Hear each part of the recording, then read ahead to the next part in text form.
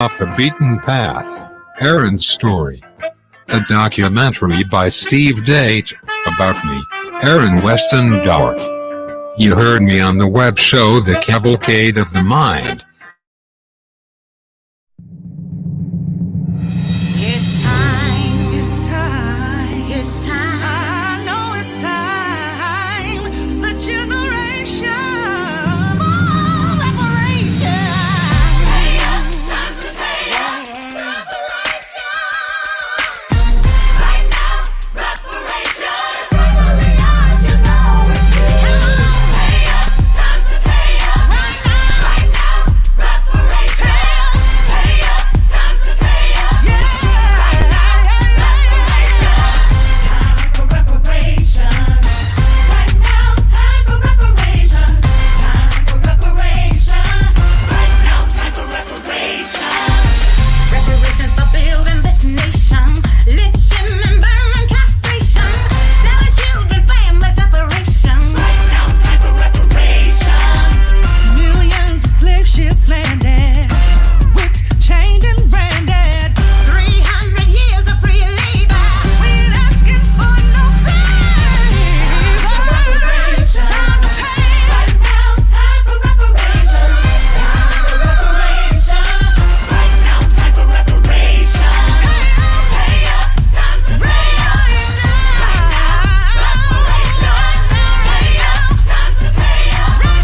Right now, reparations. Reparations for reconstruction. Race summers of destruction. Segregation, Jim Crow corruption. Right now, time for reparations. Reparations for the Constitution. Said we were 3/5 human. Reparations are overdue. 40 acres and some new. Time for reparations. Time for reparations. Time for reparations. Time for reparations. Right now, time for reparations.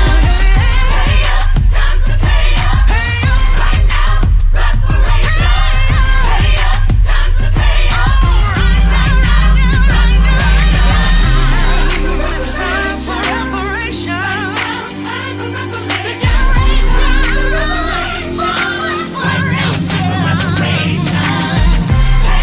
time to pay up. Right now, reparations. Pay up, time to pay up. Right now, reparations. Time for reparations. Time for reparations. Right now, time for reparations. Pay up, time to pay up. Right now, reparations. Pay up,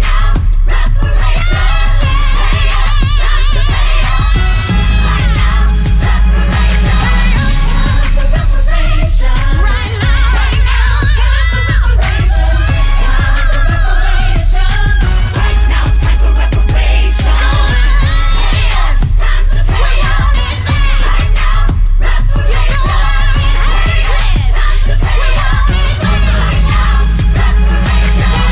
Right now,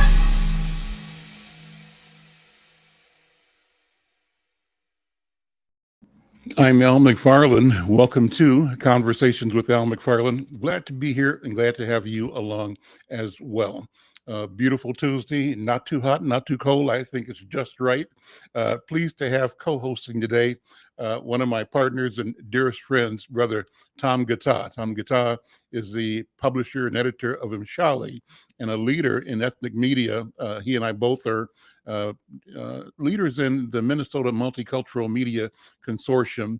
And in fact, we're doing a project today between my publication, his, and another media organization later on this evening, looking at the political landscape in Brooklyn Center. I think it is Brooklyn Center, right? And so Brooklyn Park. Brooklyn Park. Brooklyn Brooklyn Park. Center. Tom, how you doing, man? I'm doing good, Al. Good to see you. Good. Now, did I Hi, say it Angela. right? Brooklyn Center, Brooklyn Park. Yes, Brooklyn Park, yes. Brooklyn Park today. We'll Yes. talk about that in a few minutes. Correct. And I want to introduce Angela Williams as well. Angela is the president of a company called You Need It, I Got It. What a wonderful name. It's an event planning service, and we have been talking the past several days about a wonderful event that she's helping put together. It's work of the Minneapolis NAACP. Angela, how are you?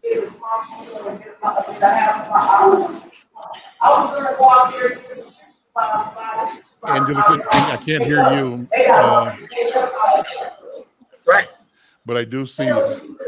So, Angela, you might need to get where you got more bandwidth or check your audio connection, because I really want to tell people about this important event. I'm doing you've well. got Thank coming you, up. Mr. I know that you're McFarlane. over at Sammy's in North Minneapolis having lunch, and Can thank you hear you me? for ducking out of your lunch for a second to talk with us. I think I hear background noise. I just can't hear you. Okay. Let's. I'm hearing you Yeah, now. I'm not muted. Okay. I think I'm hearing you, but it's not in sync with your video. So just go ahead and talk. Number one, Yeah. Angela, welcome. Good to see you. How are you? Yeah. You still can't hear me? I do hear you. Go ahead and say hello to me. Yes. Oh, yeah. Excuse me, ma'am. I'm on the radio. They can't hear me. Okay. Can you hear me now? I hear Now, you perfectly. Al? Okay. So you're live on KFAI, number one, and live to our social media. So talk about the event coming up August 7th. I'm doing I well. believe. Thank you, Al. Yeah, I'm here planning. Well, it's already planned. The Minneapolis NAACP Freedom Parade. Oh, hello. You still can't hear me? No, I hear you perfectly. Go ahead. Keep going. I don't know what's going on. No, Oh, Angela, okay. we hear you. All right. Yes. And Angela, keep going and don't Yeah. stop. Okay. Keep talking about the So program. the Minneapolis NAACP is hosting a freedom parade and concert, and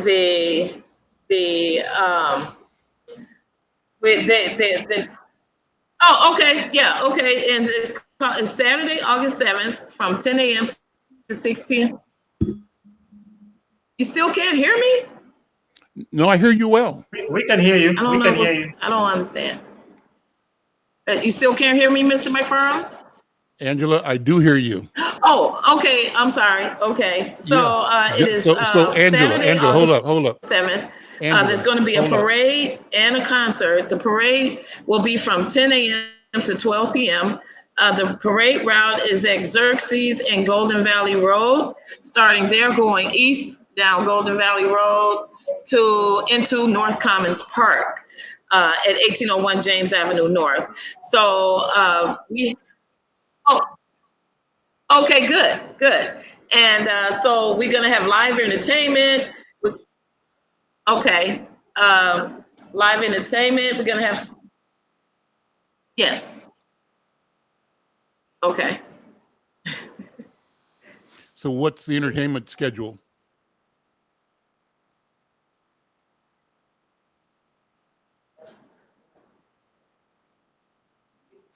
So I think we do have some bandwidth challenges here. Okay.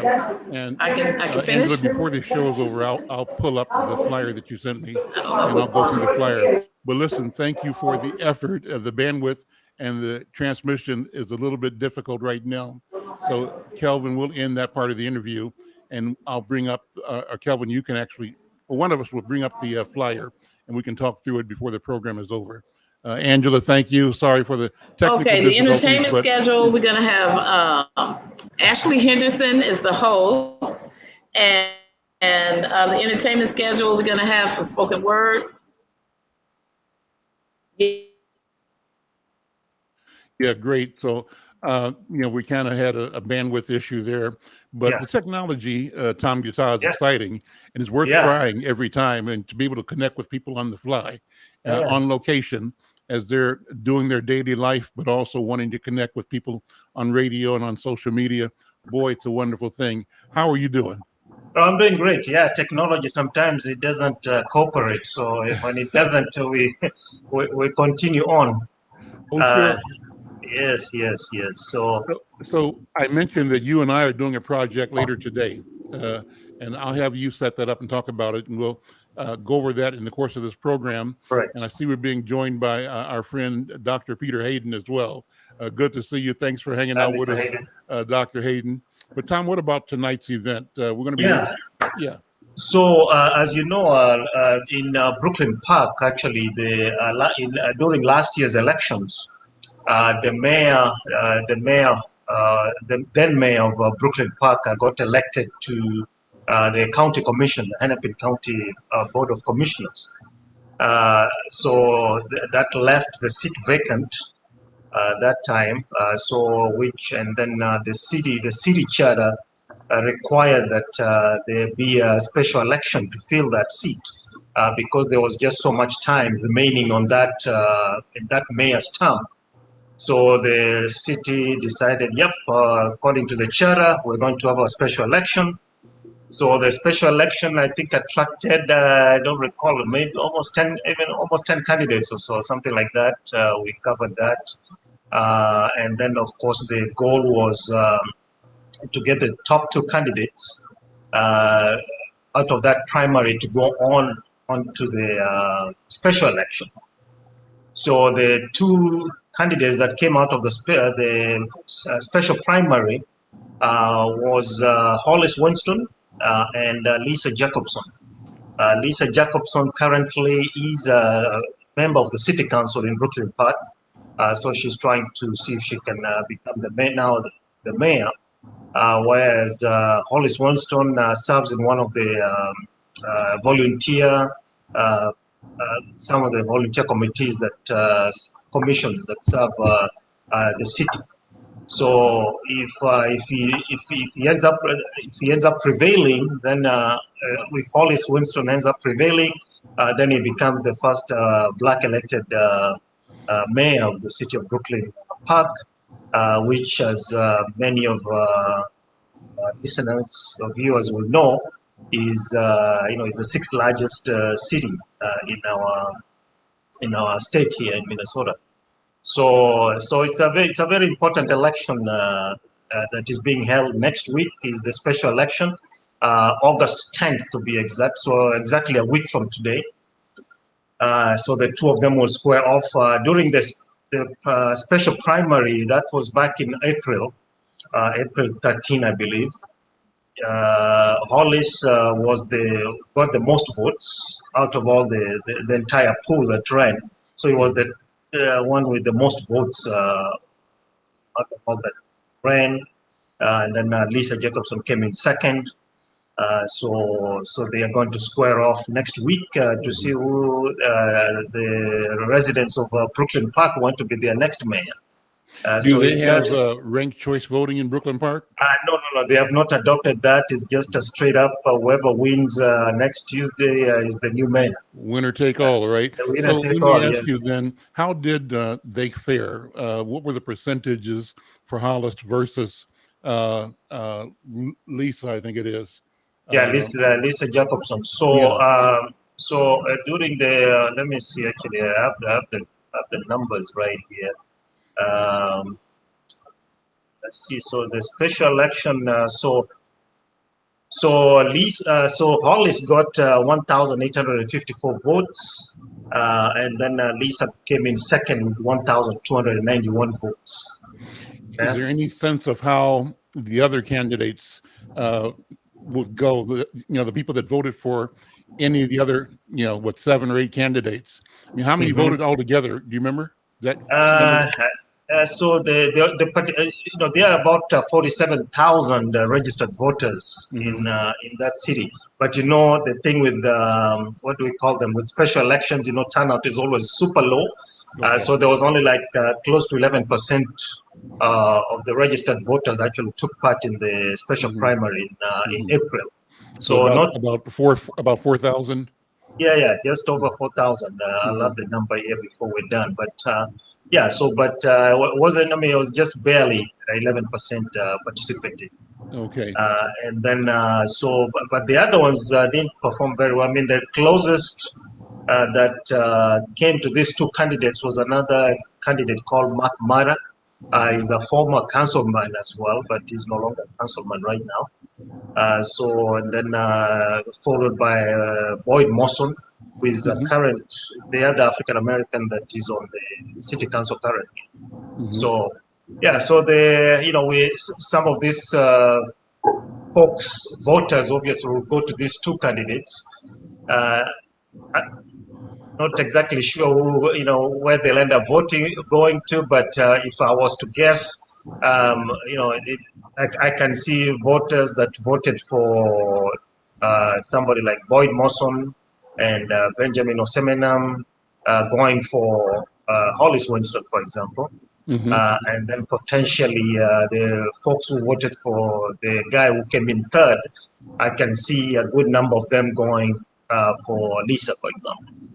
So how does it come out when it, in terms of race? I know that race is not an articulated barrier, but it's understood at the same time. Everybody is aware that how we look and where we come from makes a difference. Of course, how does it look to you? Yeah, I mean, the way this is playing, you cannot. I mean, first of all, the city of Brooklyn Park itself, according to U.S. Census data, it's over 55% people of color. Just to set the stage for that. Yeah, so it's 55% people of color. Those are the numbers that are out there. So, and then it's also interesting to see, who is backing who, the people I consider the players in the city, who they are backing. So somebody like Hollis Winston is, first of all, the race is called non-partisan, okay? I put that in quotes, non-partisan, because it's a city council race for mayor, so it's considered non-partisan. But the DFL has officially come out and they have endorsed Hollis Winston. And I think unlike previous times, it looks like they have actually put in quite a lot of energy behind him this time. Okay. Previously, from my observation, it didn't look like the endorsement meant anything in these council races previously. But right now, you can kind of see that for lack of a better word, what you might call the DFL machine, for sure this time is behind him. I mean, even the governor made a rare visit to the city to fundraise for him 2 weeks ago. I mean, I think I can count the number of times the governor has been to Brooklyn Park in my one hand, I think, since he got elected. But yeah, I mean, at least for the public appearances that we know. Yeah, so that is I think is a show of serious support there. Now, on the part of Lisa, Lisa is, as I said, it says it's a non-partisan race, but, the former mayor is a Republican. The mayor that got elected to the County Board of Commissioners, right? Jeff Lundy is his name, has publicly endorsed Lisa. So that's where that stands. But in some other exchanges that I've seen out in the public, Lisa says she's not a Republican, so I don't know how that squares. But but the Republican endorsement is there, at least the endorsement of the Republican official. Yeah. I mean, I've not seen any Republicans in that. I mean, there aren't that many Republicans in Brooklyn Park. I mean, but they are there. And I've yet to see one that says, "Hey, I support Hollis Winston." So you can take that for whatever that counts. Well, let's invite people to tune in tonight. What time and how do they connect with us? Oh yeah, so if you go to first of all, Al McFarlane, of course, you'll be doing the interview. So at 6:30 p.m. tonight, you can tune into Facebook Live. On the Inside News Facebook page, the Mshale Facebook page, and the Hmong Today Facebook page. So Mshale News is MSHALENEWS. So one word, Mshale News and then Inside News is also one. Then Monk Today, just for the Monk TV, you can just on Facebook just search Monk TV Minnesota, and it will come up. That's 6:30 going to be sharp. exciting. It's going to be Oh, it's going to be exciting. exciting, yeah. Yeah. And just to back up, we if you remember, we had envisioned this to be a two-candidate forum Mhm. involving Hollis and Lisa, but Lisa said she didn't want to be a part of it, so we converted it into an interview instead of Hollis. Did Al fall off? Disturbing and concerning for me.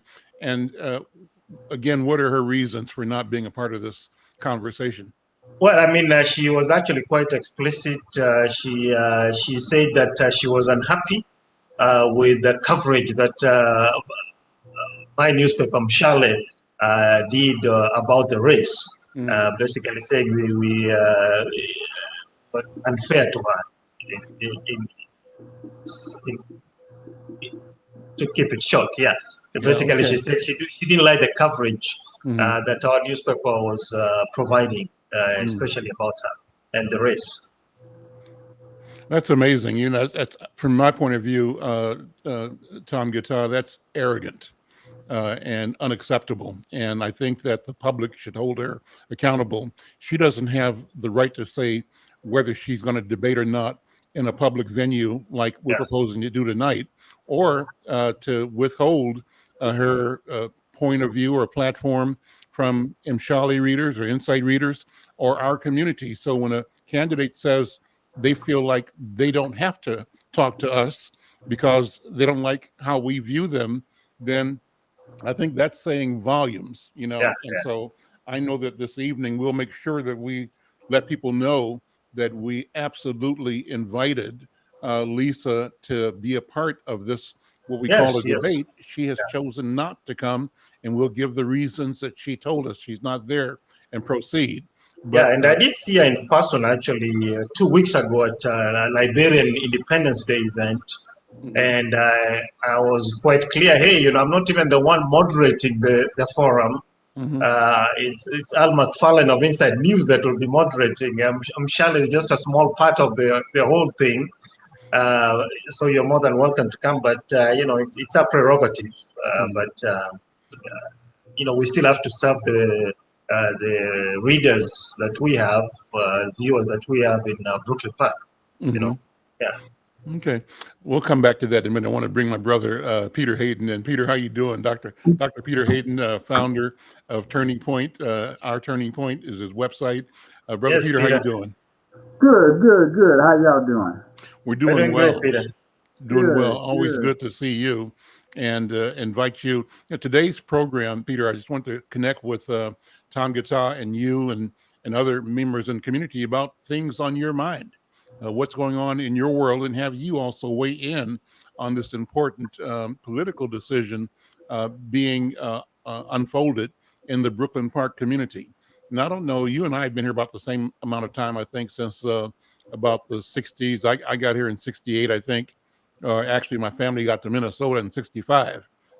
And you came up from Kansas City around the same era, I think, late 60s. Right.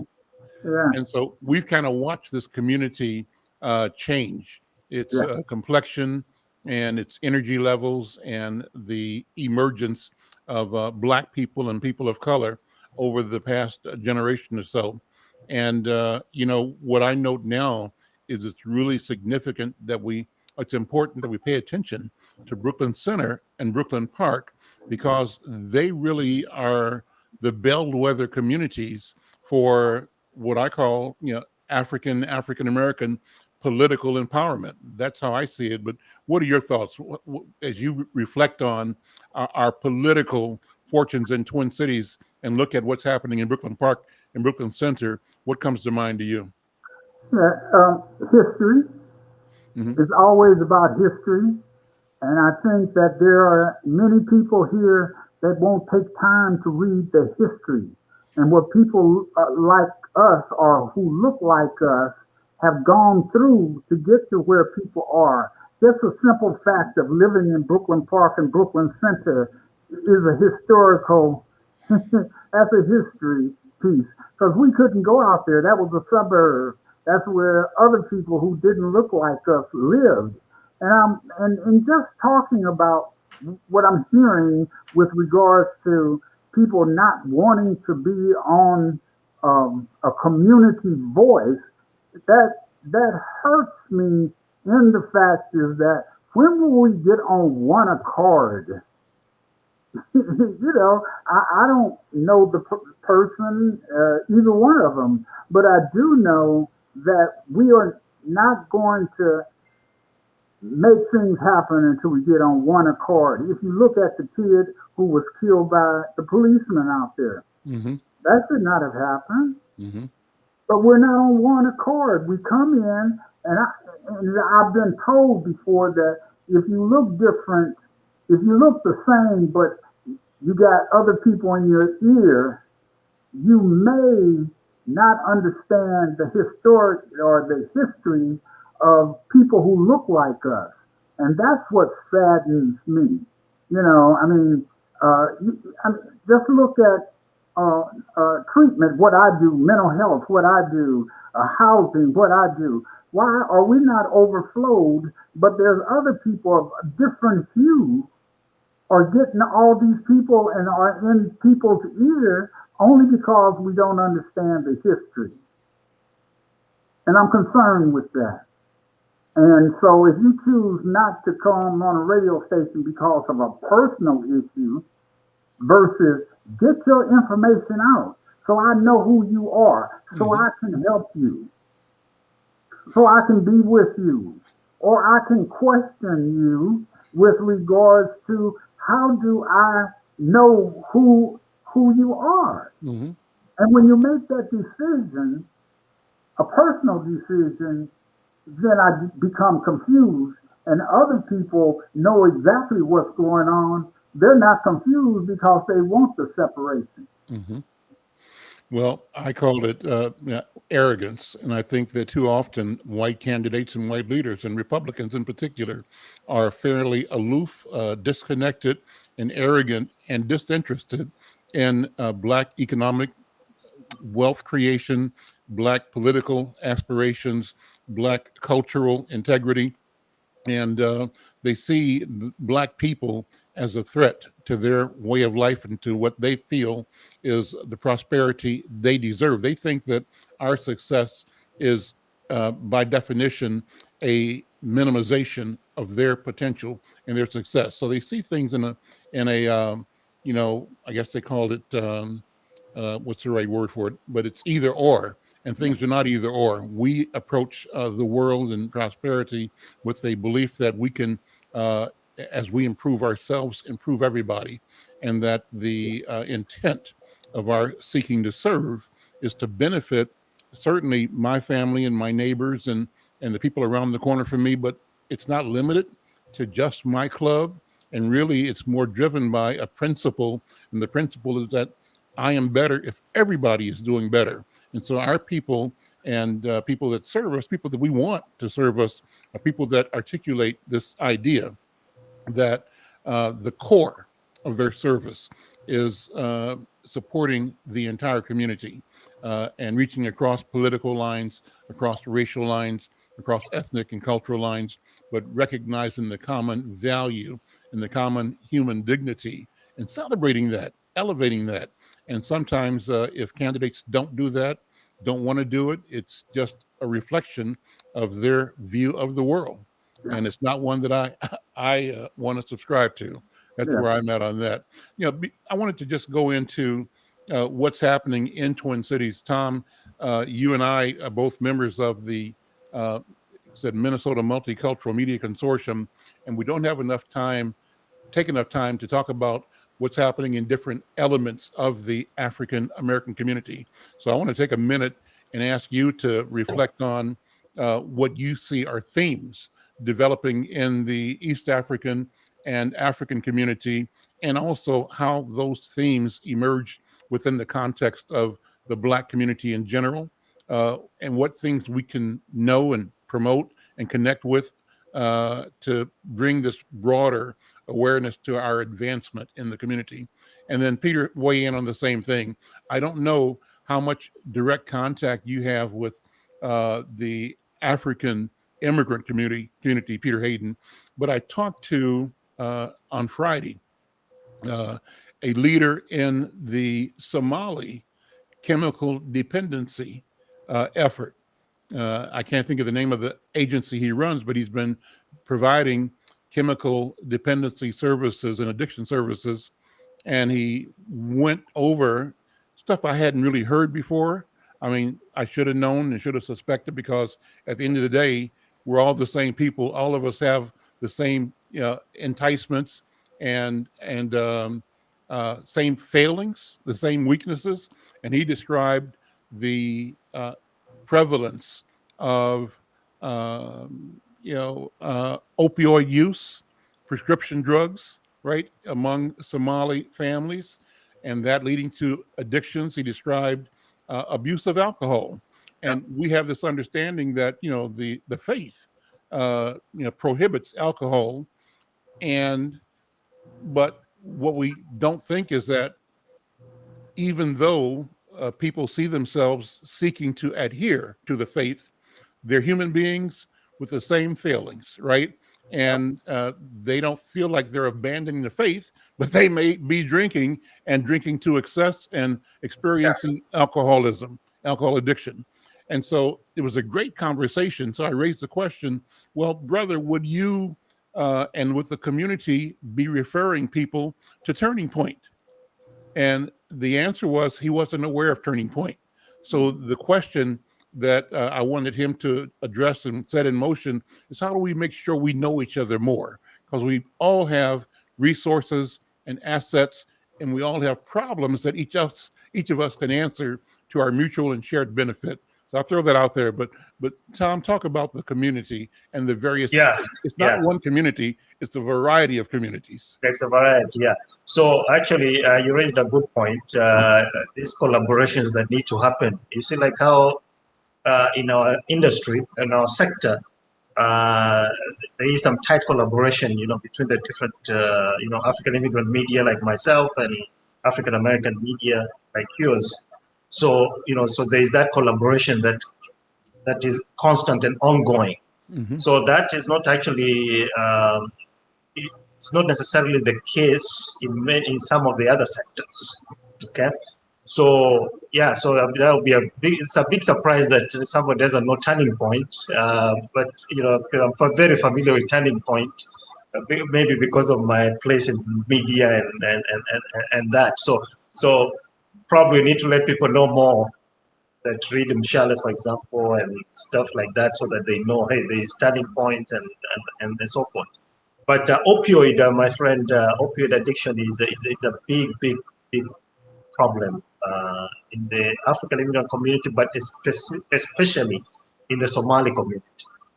And in fact, I think there is a gentleman I'm going to, I'll have you bring on the show one of these days. His name is Hassan, and you might know him.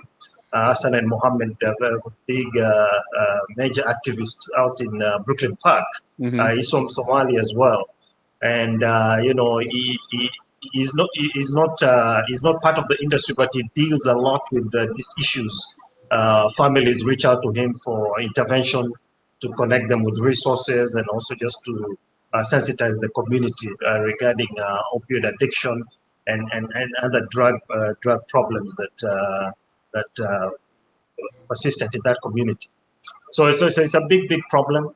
Currently, as you know, the other thing that is kind of in people's minds is, the eviction moratorium is over. So a lot of our folks are impacted with this.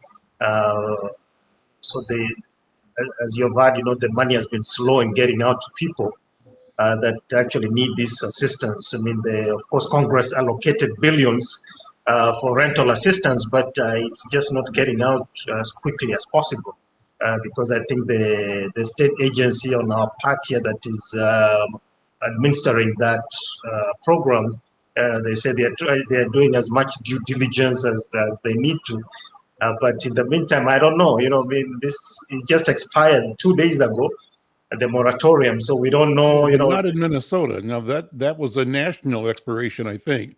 But I Yeah. think Minnesota has announced that Mhm. Minnesotans are secured through June Yeah. of 22, I believe. Yes, Yeah. yes.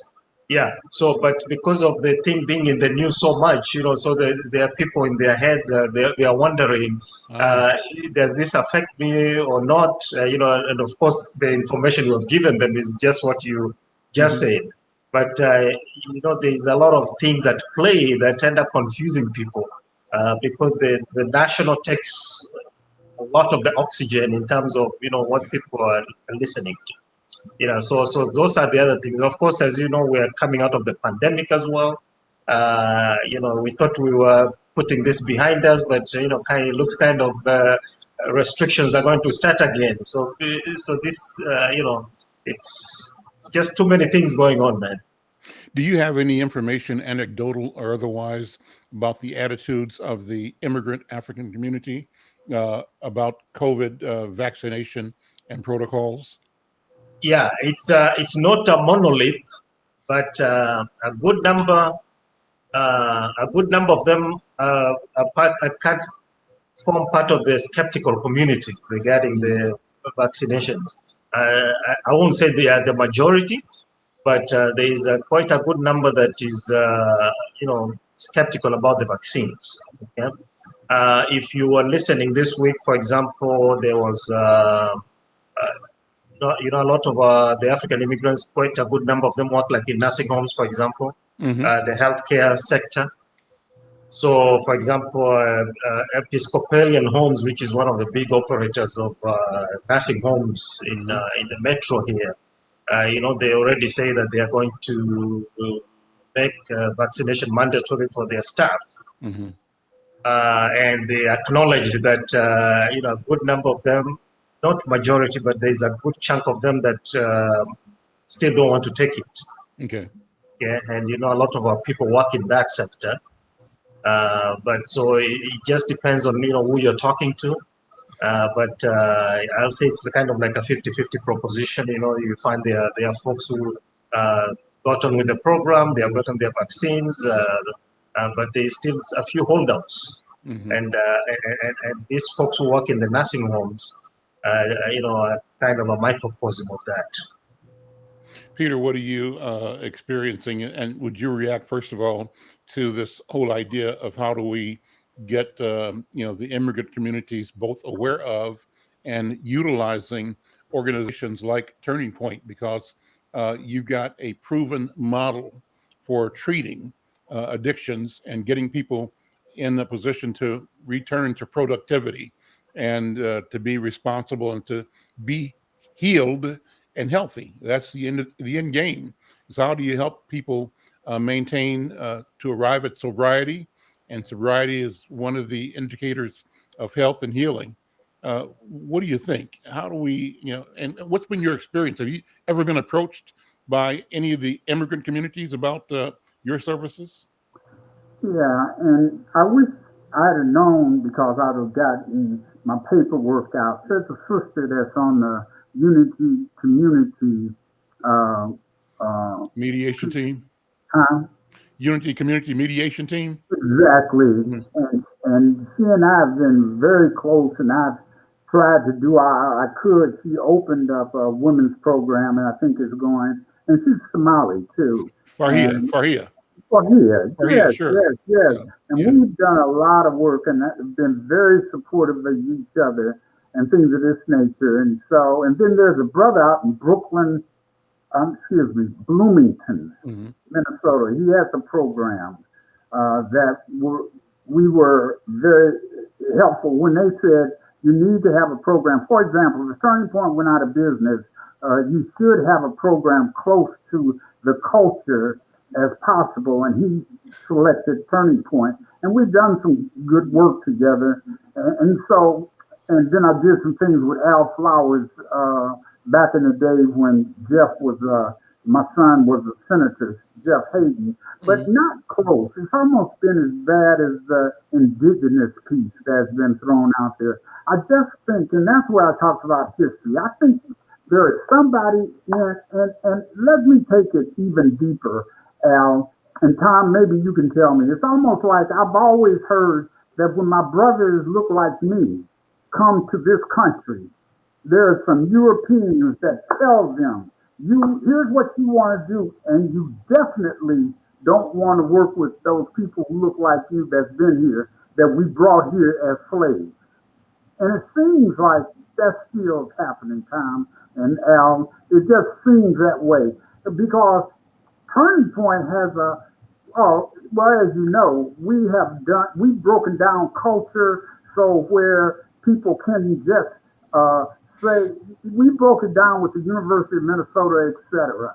We have a whole training compartment that Angela Reed, my COO, will train people for free.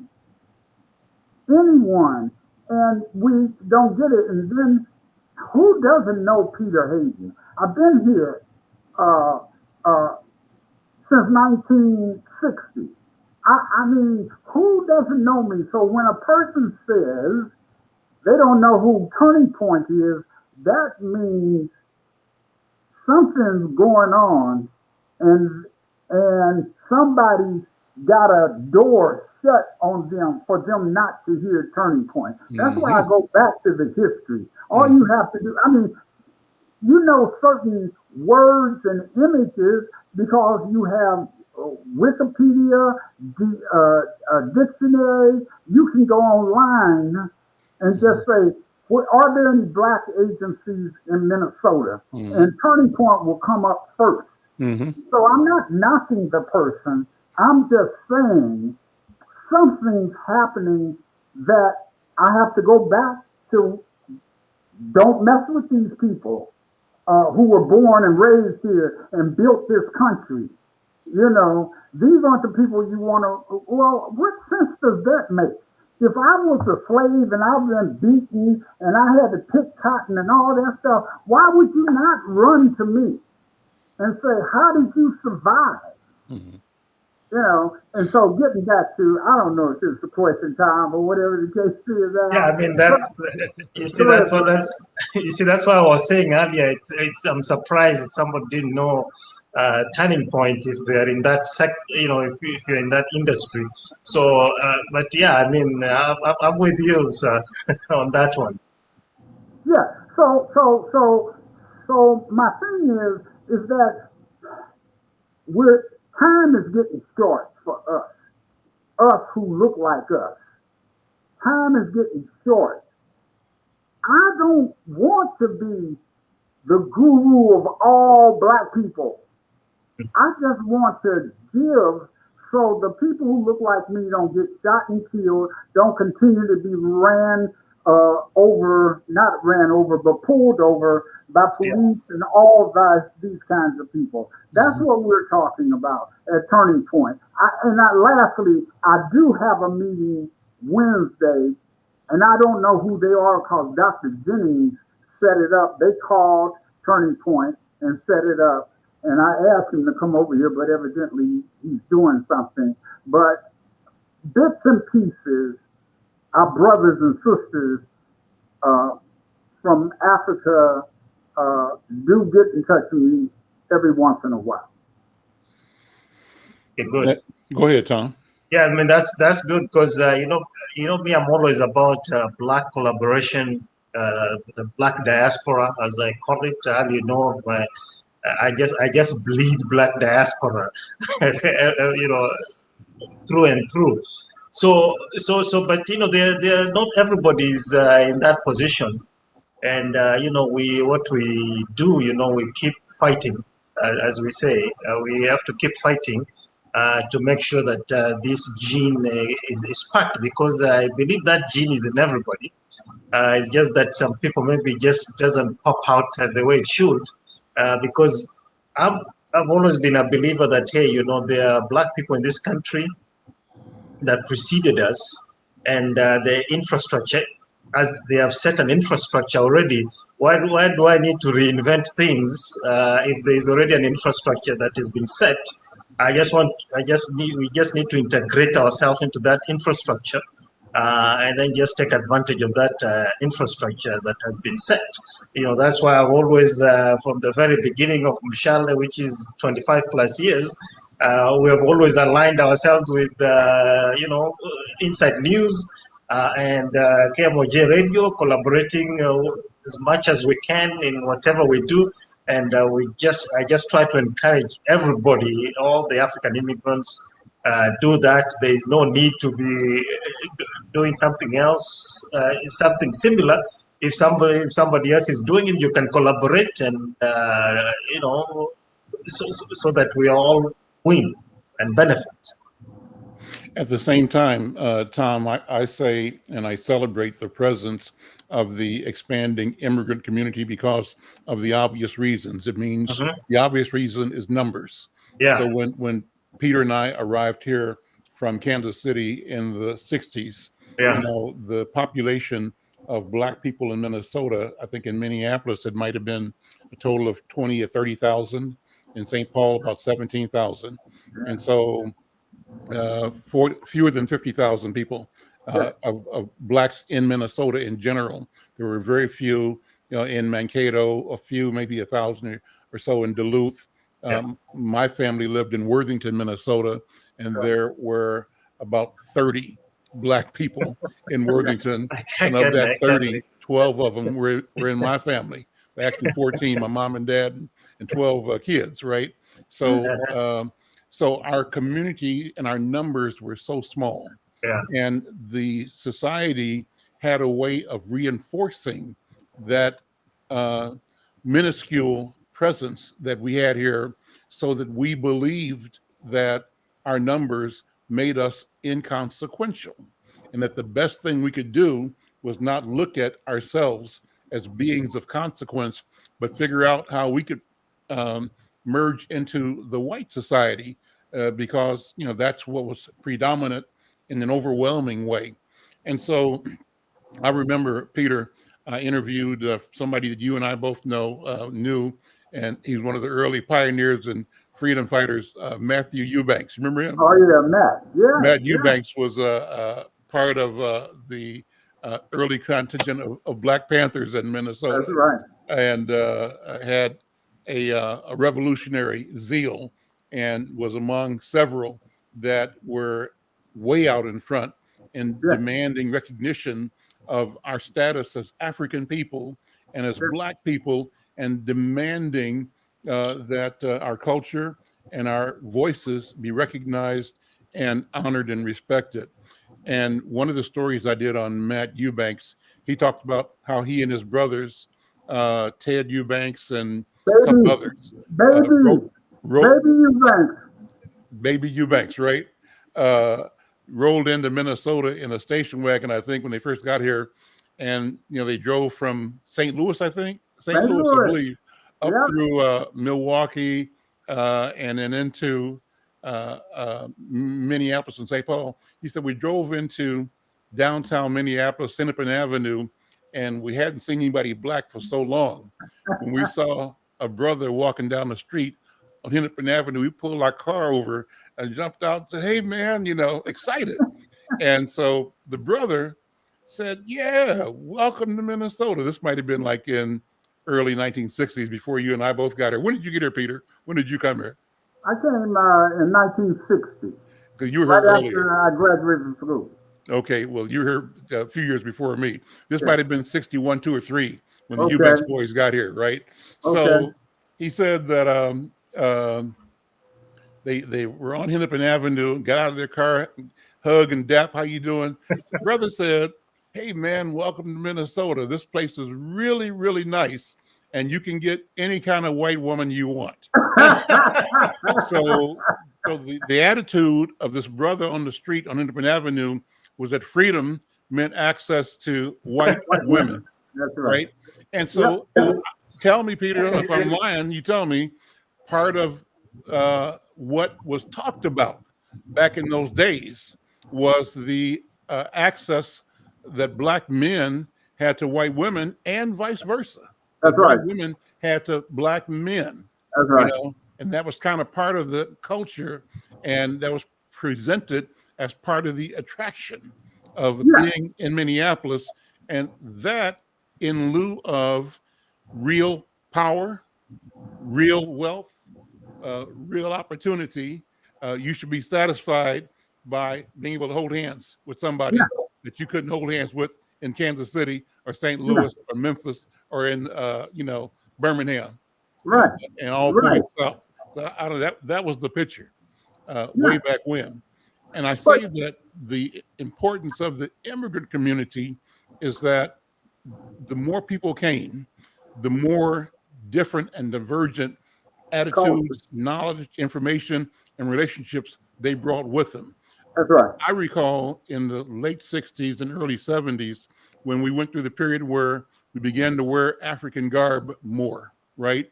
And some of us changed names to African names. That's right. Some did it legally and some just did it because they chose to do it. Some didn't. But early on in our community and between us, we would say if you hadn't had a name change or if you didn't wear a dashiki, we'd look sideways at a brother that had a dashiki and it changed his name. And we would kind of always criticize the guy saying, I know that brother's real name, That's right. dishonoring the Yeah. integrity and the intent. And we would also say, even though we liked wearing a dashiki, in our own mind, there was a double-mindedness where we thought that the dashiki was nice fashion, nice flair, but it wasn't really who we were. Even though when we put it on, it symbolized something that spoke to African pride, we were double-minded about that as well. And easy to take the dashikis off and hang them up and go to what we were more comfortable in with a suit and tie, right? So Yeah. here's the end of this soliloquy here. One of the things that I love about the massive influx of Somali Yeah. to Minnesota was that when Somalis came, they brought Somali clothing, African clothing. They brought Somali language. They brought Pride. culture. They brought Somali names, and many of us had chosen African names that are coming out of the vocabulary of the Swahili, right? And which is prevalent in East Africa and among Somali people. So in a sense, if you had said your name was, say, Mahmoud, and somebody white says, yeah, what's your real name? Yeah. Right?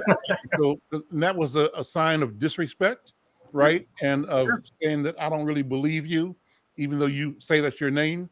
But then when Mahmoud not Abbas, but Mahmoud, say Muhammad, comes from Mogadishu, and he's got 40 or 50 more friends and relatives called Abdirizak, right? Abdi Salim, Abdi, all the names, right?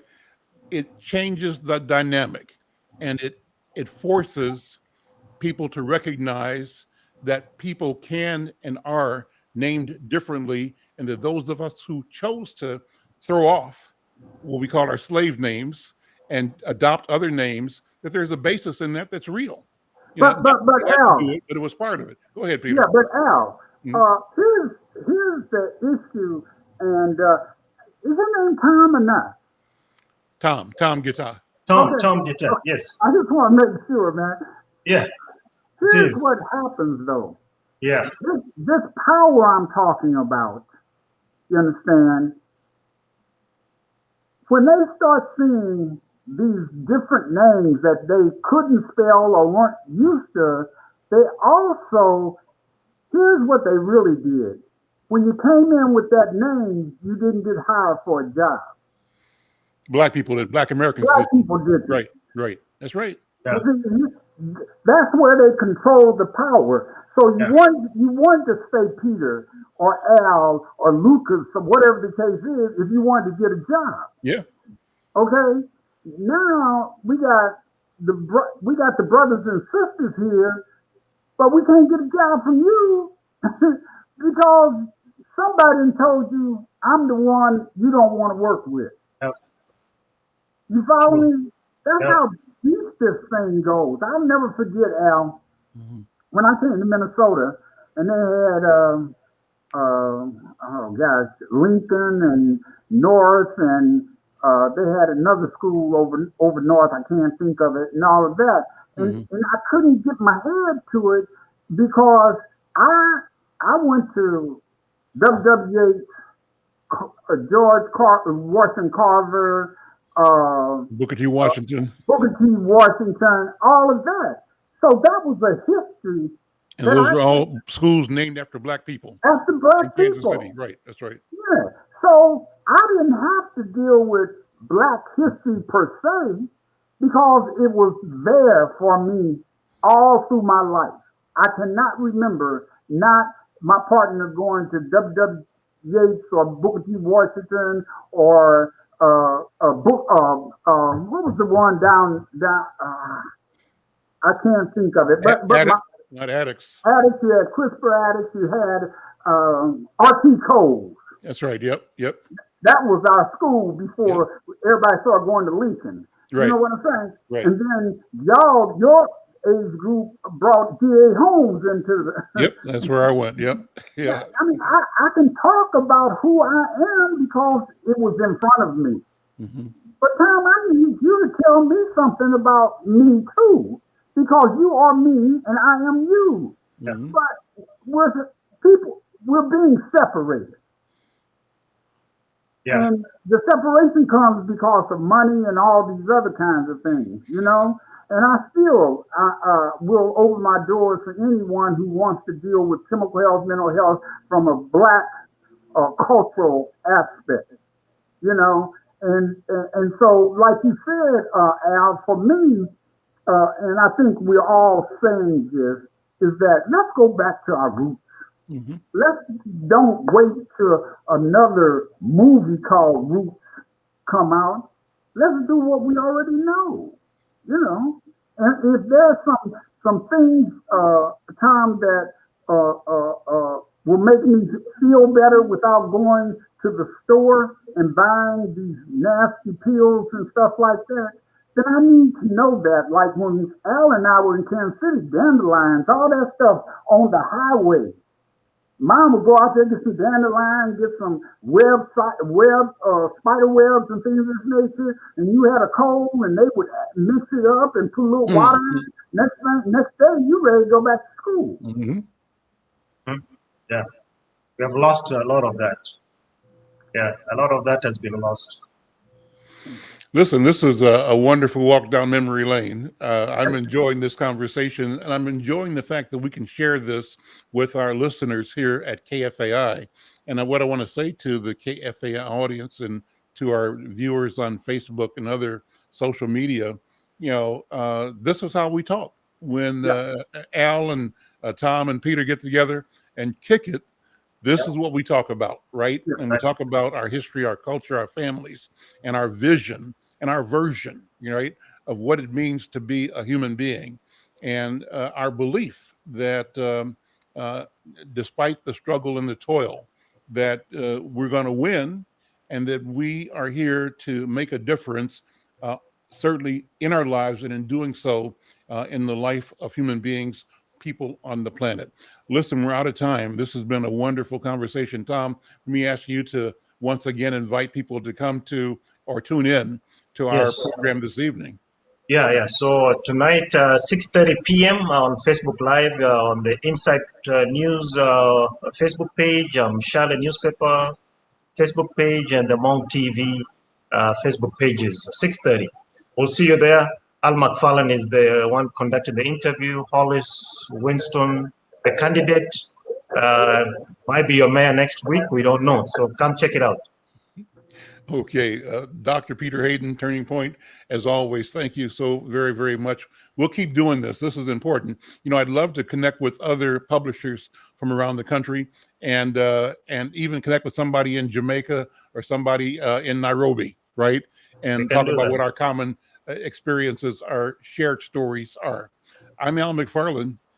This is Conversations with Al McFarlane. We'll see you next time.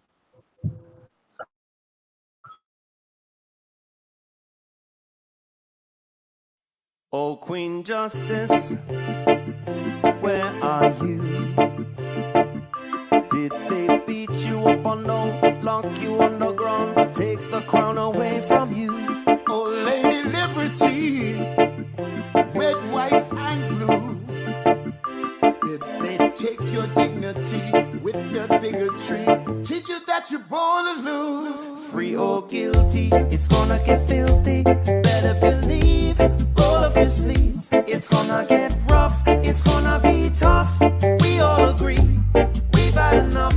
We've had enough of all the rules you break. We've had enough of all the money you make. We've had enough, no more life gets taken. We've had enough, this is a proclamation. It's been 400 years and we're 400 late. Together we stand from state to state. Going back in time won't make America great.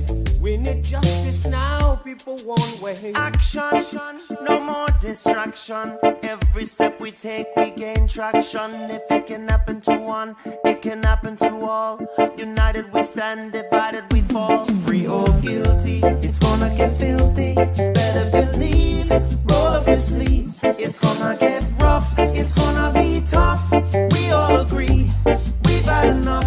We've had enough of all the rules you were breaking. We had enough of all the money you were making. We had enough, no more life gets taken. We had enough, this is a proclamation. Free or guilty, it's gonna get filthy. You better believe, just roll up your sleeves. It's gonna get rough, it's gonna be tough.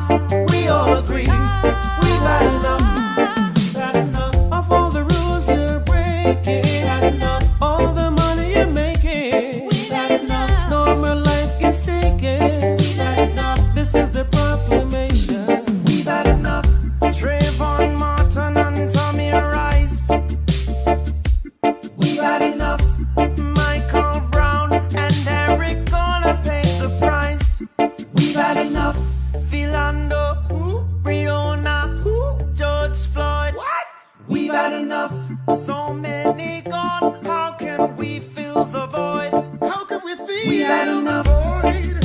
John Crawford, I know you've heard. We've had enough. Sandra Bland, come on and take a stand.